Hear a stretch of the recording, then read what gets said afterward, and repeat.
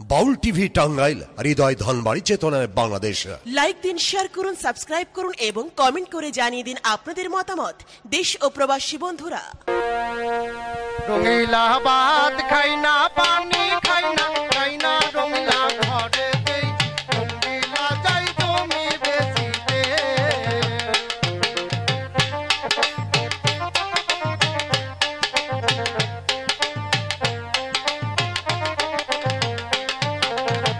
এখানে কথাই আমার এখানে রইল, রঙিলাটি কথাই আমার সামনে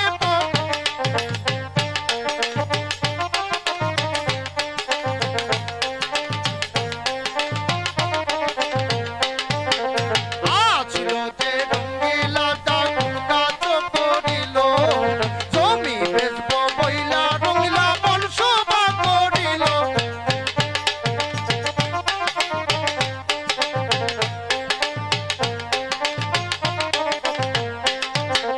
তারপরে রঙিলাটা কাজ করিল, যতীন যতীন বইলা ডাকিতে লাগিল।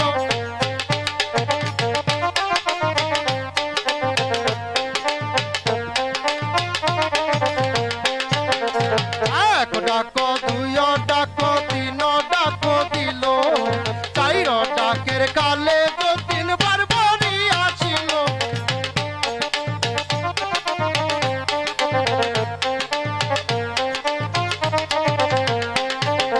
তারপরে রঙিলাটা কাজ করিল, যতীনের সঙ্গে লইয়া শহর বাড়ি গেল।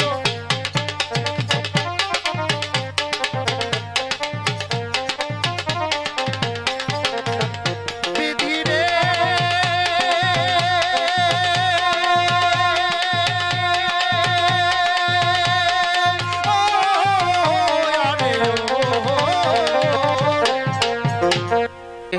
এক মুষ্টি ভিক্ষা দিবেন?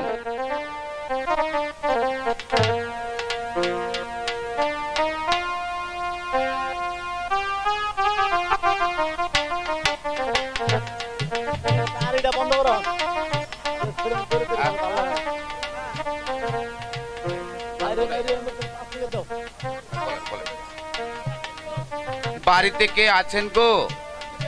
দয়া করে আমাকে একটি ভিক্ষা দিবেন। কে আছেন বাড়িতে? কে? সাধুদা?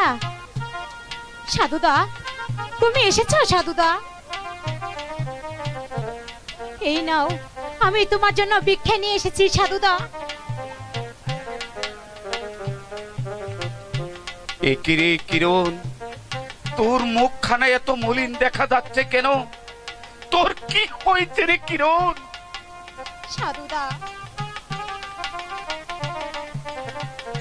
আমার স্বামী ওই যতীন বাবুর সাথে ডাবের হাটে জুয়া খেলতে গিয়েছিল।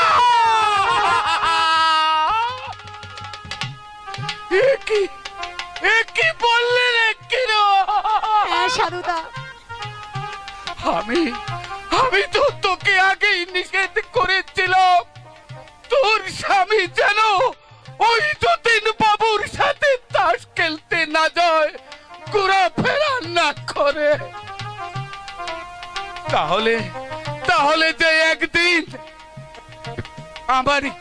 আমার মতো ভিক্ষার চুলা নিয়ে ওই তারে তারে তোদের ভিক্ষা করতে হবে রে কিরণ, ওই তারে তারে ভিক্ষা করতে হবে।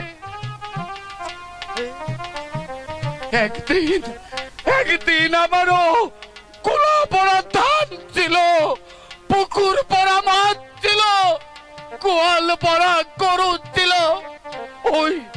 ওই যতীন বাবুর পালায় পড়ে আমার সকল কিছু শেষ করে এখন যে আমি পথের ভিখারি হয়েছি রে কিরণ। আমি যে এখন পথের ভিখারি হয়ে নগরে নগরে ভিক্ষা করি রে কিরণ, আমি ভিক্ষা করি। সাধুদা, তোমার কথা আমি যে কিছুই বুঝতে পারছি না সাধুদা। ওরে কিরণ, ওই যতীন বাবুর সাথে যদি তোর স্বামী ঘোরাফেরা করে তাহলে একদিন ভিক্ষার জলি কাঁধে নিয়ে তোদের যে ওই নগরে নগরে আমার মতোই না ভিক্ষা সাধুদা, এ কি বলছেন সাধুদা? তাহলে আমি আমি যে তাকে অনেকবার নিষেধ করেছি সাধুদা, সে তো আমার কোনো নিষেধই মানছে না সাধুদা। তাহলে তাহলে তুমি বলো সাধুদা, আমি কি করব সাধুদা?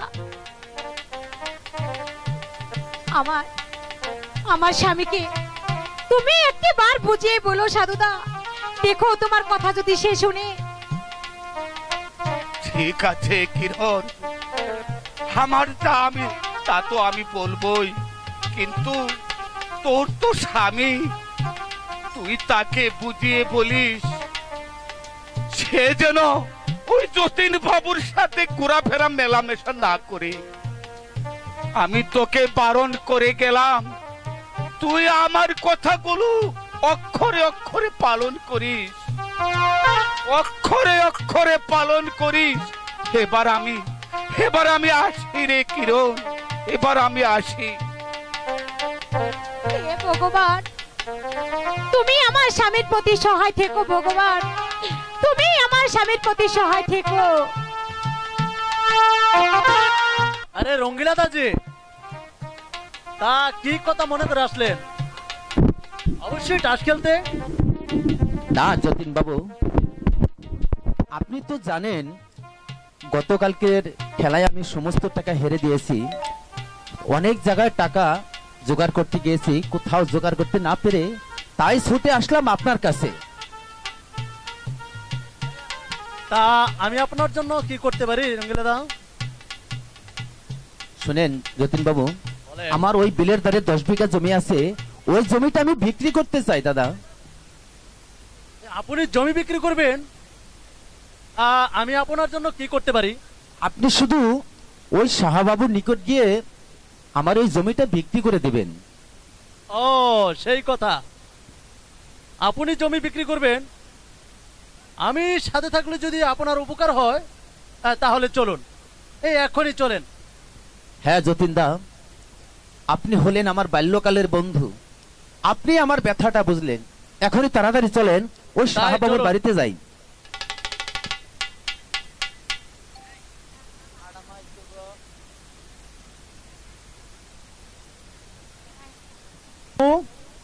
আরে ও শাহবাবু, বাড়িতে আছেন?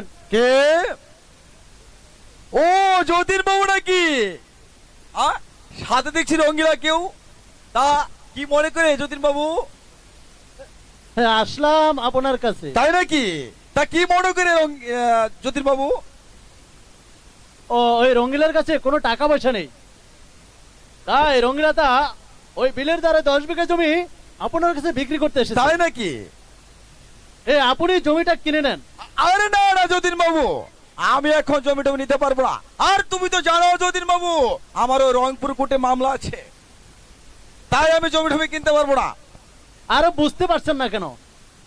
ওই জমিটা আপনার জমির সাথেই লাগানো, যদি অন্য কেউ ওই জমিটা কিনে নেয় তাহলে আপনার সাথে ঝগড়া বিবাদ লেগেই থাকবে। তাই বলছি এই জমিটা আপনি কিনে নেন।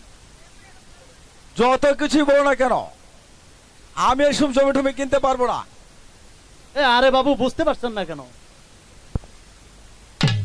আপনার স্ত্রী গীতারানীর কাছে যে টাকা পয়সা আছে তা দিয়েই আপনি জমিটা কিনতে পারবেন। তা ঠিক বলেছে যতীন বাবু। রঙ্গিলা, তোমার জমির দাম কত চাও? বাবু, আমার জমির দাম দেবেন 1,60,000 টাকা। না না, আমি এত টাকাতে জমি নেবো না। আরে বাবু, আপনি কি তাহলে জমিটা এমনিতে নিতে চান? না, এমনি নিবো না। আমাকে জমি দিলে আমি তোমাকে 1 লক্ষ টাকা দিব। উচিত উচিত দাম হয়েছে। আরে রঙ্গিলা দা, উচিত দাম হয়েছে, জমিটা দিয়ে দেন, দিয়ে দেন। শুনেন যতীন দা, জমির দামটা কম হয়ে যায় না? আরে মশাই, আমি গিয়েছিলাম ওই পরশবাবুর কাছে, পরশবাবু ওই জমির দামটা আরো কম বলেছে, সে বলেছে মাত্র 60,000 টাকা। আরে ভাই, একটু আস্তে বলেন, বাবু শুনতে পারবে তো। আমি আপনার কথায় রাজি। যতীন বাবু, আমার হাতে সময় কম, আমি এখন যাই। আরে না না না, দাঁড়ান দাঁড়ান দাঁড়ান দাঁড়ান। হ্যাঁ, রঙ্গিলা দা রাজি হয়ে গেছে। তাই নাকি? হ্যাঁ আচ্ছা আপনি টাকাটা এনে দেন। বাবা সুরেন, আরে বাবা সুরেন, কই রে সুরেন? আরে সুরেন, এই ওয়াই ওয়াই কুম্পানি এই কি কাজ? আব্বু তুমি কোন আলা? তুমি কোন আলা? আরে আমি তো বাড়িতে। বালিতে আমি খেলা গেছিলাম। ও আইসুন, ওই তোর মার কাছে টাকা আছে 1 লক্ষ টাকা, তাড়াতাড়ি নিয়ে এসে যা। আমি আমু নে আবি যা। ওমতে গেলে তার না আমি নিমু। চাপ, তোকে আমি অনেক টাকা দিব, যা যা। ভুকলাই কামু। আর দিমু তো, যা। আব্বু তুমি এত তেজ কি কবা? জমি কিনবো, জমি জমি। যেতে আঙ্গল কুতিনি জমিন, আঙ্গল পাগলের মধ্যে কুতিনি জমিন। তো জমিন যে তুমি কি কবা? সেটা তোর ভাবতে হবে না, জমি কিনবো, তুই টাকা নিয়ে এসে যা। মারে কমু। হ্যাঁ হ্যাঁ যা। আচ্ছা গেলাম, আমি করে নিমু। এই যা, ভুকলাই কামু। বেয়াদব ছেলে।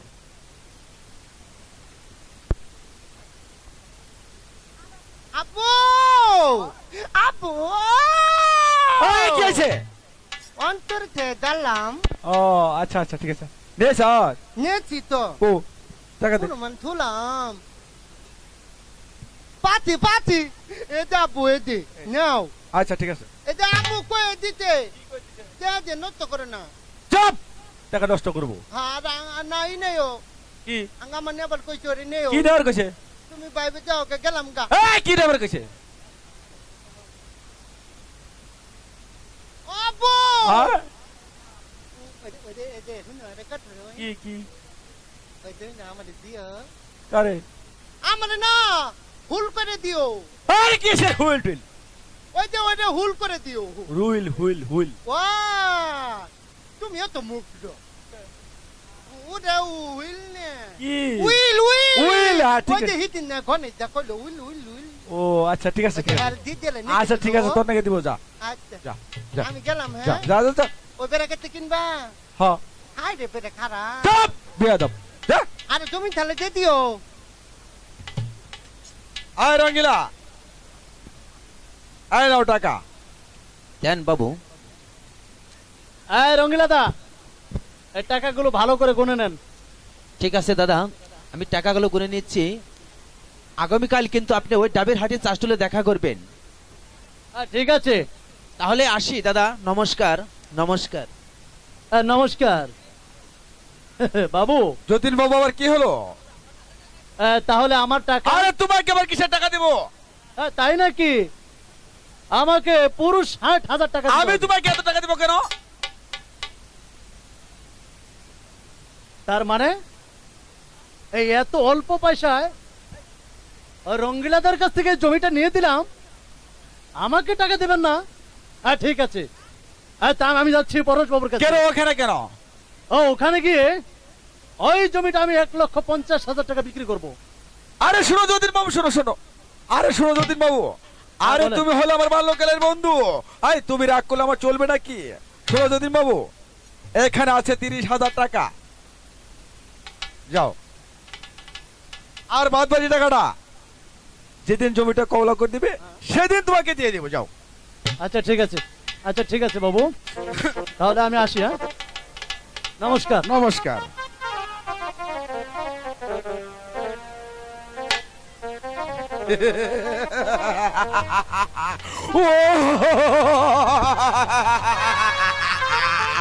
রঙ্গিলা, ওই রঙ্গিলা বড় রূপ দেখে আমি যেন স্থির থাকতে পারছি না। যে পর্যন্ত ওই রঙ্গিলার বউকে আমি না পাবো সে পর্যন্ত আমার মনে কিছুতে শান্তি আসবে না। তাই ছলে বলে কল কৌশলে রঙ্গিলাকে আমি রাস্তার ফকির বানিয়ে তারপর রঙ্গিলা হয়ে যাবে রাস্তার ফকির। আর সেই সুযোগে আমি তার বউকে টাকা দিয়ে বন্দুক নিব।